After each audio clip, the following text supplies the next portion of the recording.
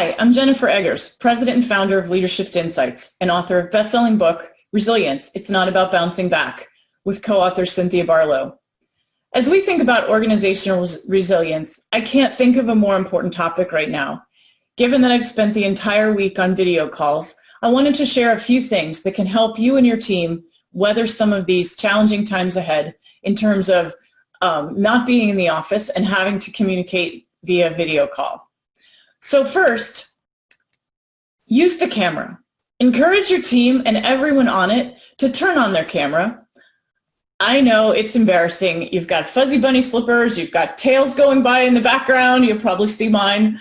And people are wearing curlers, and sometimes the camera is even sitting in the kitchen with the refrigerator in the background. Level of cleanliness varies. I get it. But at the end of the day, if we want to stay connected, the only way to do that is if we can see each other. It's really hard otherwise. And it gets really awkward when half of the call is on the camera and half of the call isn't. So encourage your teams, no matter how strange the background and their state of preparation is, I would encourage you to use the camera.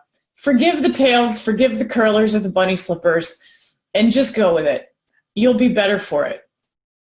The next tip I wanted to share is I think one of the things we lose when we are communicating via video call, and there's so many funny memes on Facebook about this, but it's taking time for fun. We get on a call, we spend the first 5 minutes trying to figure out if everybody's on, does the technology work, where's the chat, how do I share my screen, all of this nonsense that we just have to put up with. But at the end of the day, what we don't do and what we miss is that sense when you come in a conference room and everyone's sitting down at the table and Joe's not here yet, but Sally and Jim can get together and start talking about, the weekend or, what's on deck for tonight with the kids or whatever it is. We miss that when we communicate virtually because we just tend to get down to business. So take time for fun on your calls. You might have a prize for the craziest background. You might come up with, just set aside 10 to 15 minutes to just talk about each other's lives and what's going on. You might share pictures of what's going on in your life.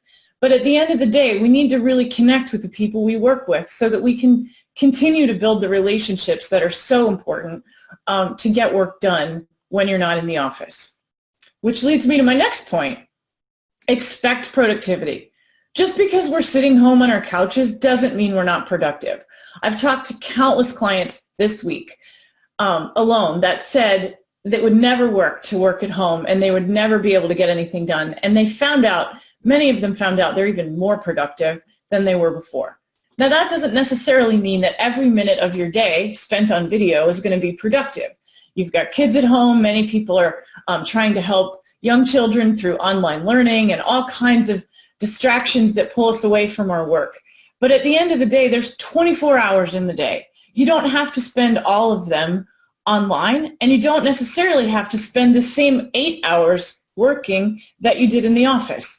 So I would encourage you, if you're leading virtually, to be a little forgiving around times when people are working, but expect them to be productive because they can be. We all can be, and I think if we've learned anything this week, it's that. The other thing I would say if you're leading virtually is don't give up your staff meetings and your one-on-ones. These are more important now than ever.